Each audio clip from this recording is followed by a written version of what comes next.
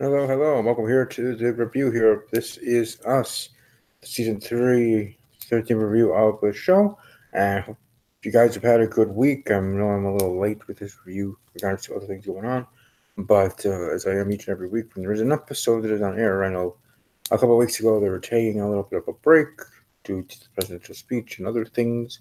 But hey, listen, you guys know I'm here for you, and here for all going down in this regard. But yeah, everything is so heavy and so much. I mean, sure, Beth comes with her own brand of sadness. She's unemployed and feeling lost, plus all of that stuff. But this long-awaited Beth Pearson showcase episode ends on a truly hopeful note. Beth shines, and in the end, finds herself again. She can breathe. There is a light at the end of the tunnel.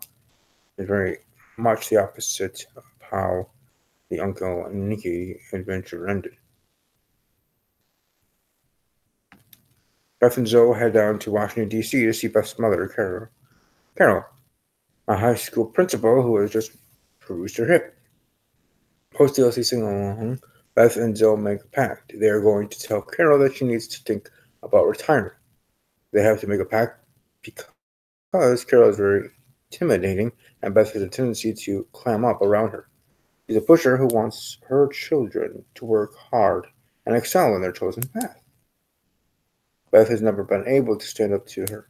Thanks to our padded This Is Us flashbacks, we get to see the evolution of Beth's relationship with her mother, as well as learn about what happened to that other love of Beth's life, dance. We already knew that Beth lost her father, Abe, to cancer when she was a teenager. Her grief no doubt helped her bond with Randall, and honestly, if one of the Pearsons met someone without a sad story, I don't think they know what to do with themselves. It seems that that's how it is in the show. And in regards to this family, but what we didn't know was how pivotal a role her father played in Beth pursuing her dreams and then losing her way once he passed away. Little Bethany Clark wants to be a ballerina. When she earns a coveted spot in a prestigious ballet school, her mother is skeptical. But her father thinks it's a no-brainer. Bethany is our little island girl who danced before she could walk. And of course, she'll go to ballet school, even if it means he'll have to work overtime to pay for it. Carol agrees, and as long as Bethany promises to work hard and become the best, no pressure or anything, that's then she can do it. And there she goes.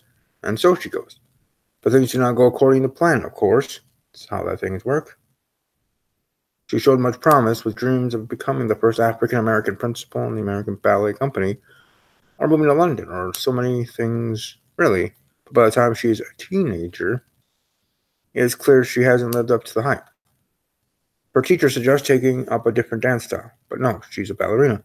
Her father, now dying of cancer, and seeing her daughter so in boom, and not often, tells her the story of how she became the girl who danced before she walked, and reminds her to never forget who she really is.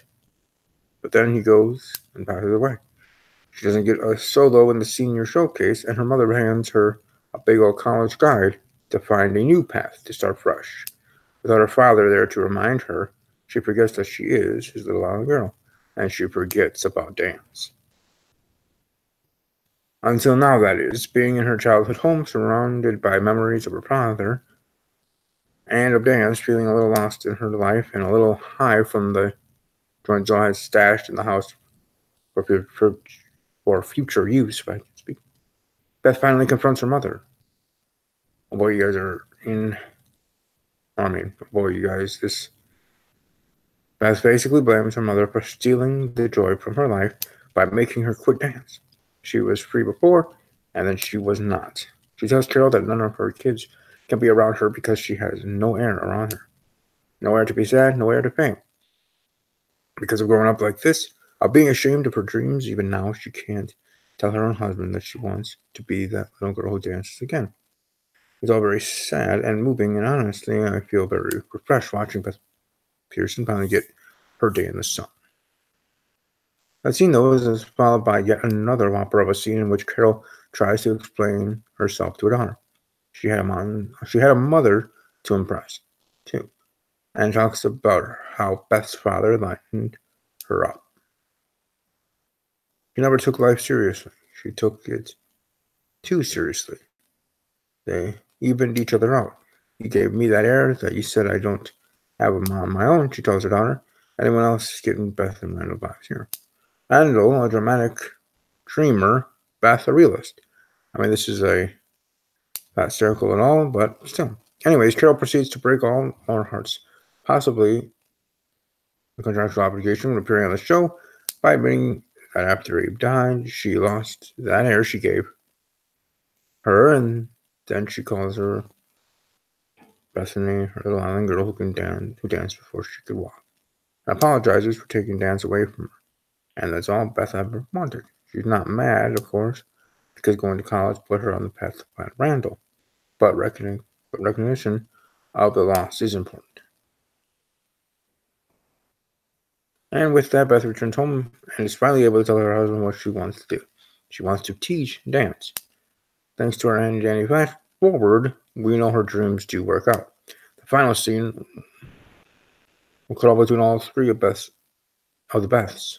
Seeing Beth find the part of herself again, dancing in an empty classroom,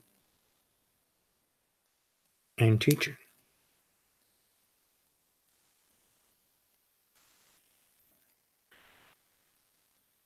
And then this little extra stuff, Team Randall signing, Team Bethany, goes to college freshman mixer and bumps into her future husband. He is smitten. She pays him no mind how perfect and how proposed you should go through TV shows or movies.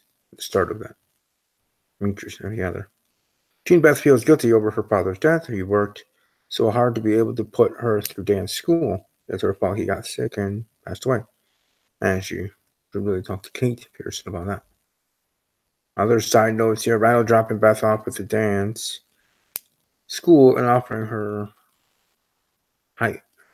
to be her hype man and fully supporting her dream is a very big Randall and Beth thing. And it's nice to see them being them again. Carol seems like a great principal, equal parts terrifying and concerned. Even with her walker, she is a fearsome thing to behold in those hallways. The sister cousins getting high in the laundry room was excellent. Them recognizing that Beth was scared of her mother, but Zoe seeing her as a safe space was important. Though now, what I need to see is Carol giving Zoe the business for dating Kevin Pearson. I mean, come on. Now I want backstory. Beth's backstory. Give me Abe beating Carol while she studies. That'd be interesting. But all in all, great episode, and hope you guys like this review. Welcome. Just smash that like button, subscribe to the channel. Sorry I was so close there with the camera.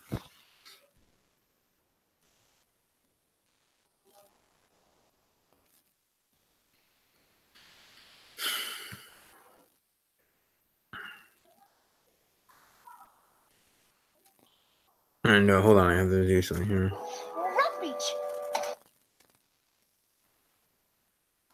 Alright, anyways, hope you all have a great rest of your day, your evening. Smash the like button, share, subscribe to the channel, all the other jazz. Enjoy your weekend, and above all else, as always, take care.